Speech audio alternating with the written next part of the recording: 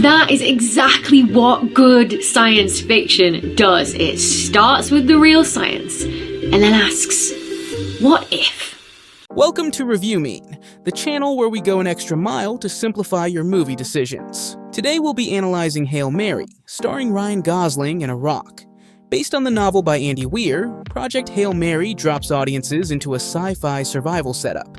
A confused scientist wakes up alone in space, slowly remembers he's supposed to save Earth, and eventually teams up with a very unusual alien buddy to solve a cosmic problem. Can a movie about science, loneliness, and a space friendship actually carry 2.5 hours without floating off into the void?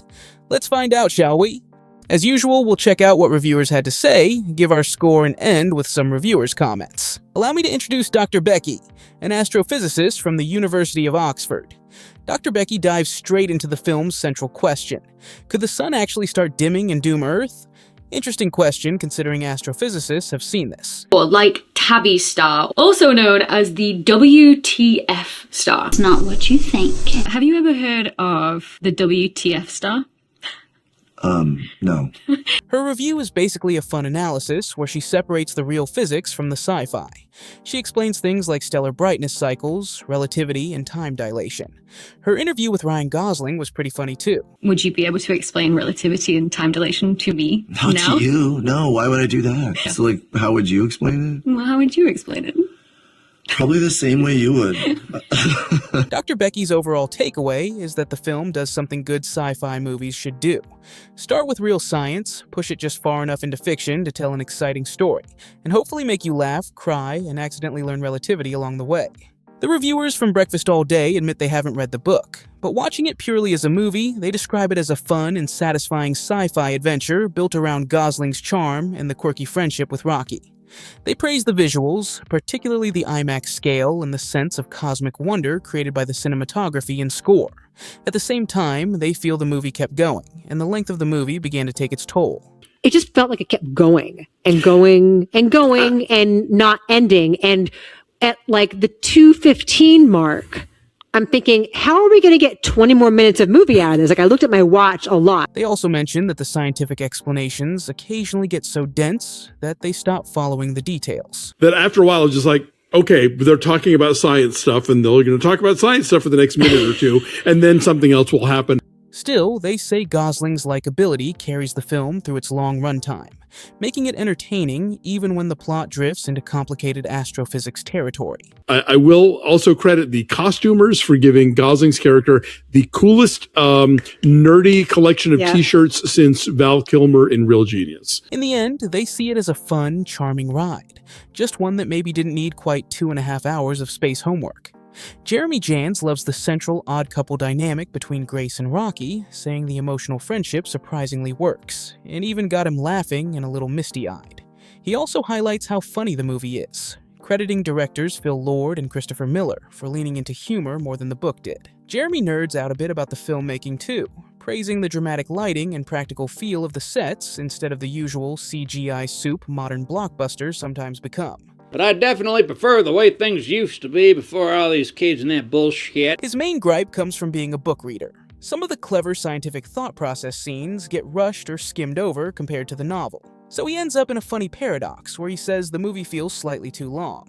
But he'd also happily watch a 3-hour version if it meant more of the science puzzle solving. In the end, he had a great time and highly recommends the movie. Critical Drinker says Project Hail Mary delivers exactly the kind of intelligent blockbuster he misses. One that respects science, lets the story unfold naturally, and doesn't treat the audience like they forgot how thinking works.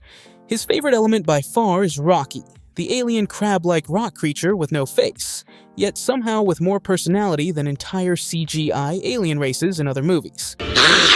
He especially praises the decision to use puppetry instead of full CGI, which makes the character feel tangible and oddly lovable. For Drinker, the film's strength is that the action comes from problem-solving and teamwork rather than explosions, turning the story into a clever battle of science and logic. His verdict is basically that it's a rare modern blockbuster that manages to be exciting, funny, heartfelt, and surprisingly optimistic, all at the same time. Dan Murrell jokingly begins his review by saying that the astronaut stranded in space role usually belongs to Matt Damon. How dare you, sir? That is Matt Damon's job. What impresses him most is how much the movie relies on Ryan Gosling's performance, since the actor spends the majority of the runtime alone on screen carrying the story. Dan thinks Gosling absolutely pulls it off, balancing humor and vulnerability while slowly piecing together the mission. He also praises the craftsmanship, especially the cinematography, which makes the film feel more tactile and cinematic thanks to practical effects mixed with digital work. Merle's only real complaint is pacing. At around 2.5 hours, the movie pushes slightly past the point where the story needs to end, particularly in the final act where the emotional climax feels repeated once too often. Still, he describes the film as a crowd-pleasing throwback space adventure that captures a kind of big-screen movie magic that doesn't show up nearly enough anymore. Now let's round up the numbers and convert to percentage. The review mean score for Hail Mary is 83% compared to 94% on the tomatometer. While a few critics mention the long runtime or slightly uneven pacing, the overall reaction is overwhelmingly positive. This is a see it now film. In the end, reviewers agree that Project Hail Mary is a rare modern sci-fi film that manages to be thoughtful, funny, and emotionally engaging all at once, proving that audiences are still happy to go to space as long as the journey is this enjoyable. There you have it, folks. But what about you? Did our score match your vibe? Let me know in the comments. And hey, if this helped you make a more informed decision, or gave you one less thing to Google today, give a big thank you to the amazing reviewers we featured. The links to their reviews are in the description below. Support their work, and of course smash that subscribe button for Review Mean. Like, comment, share, and I'll catch you in the next video.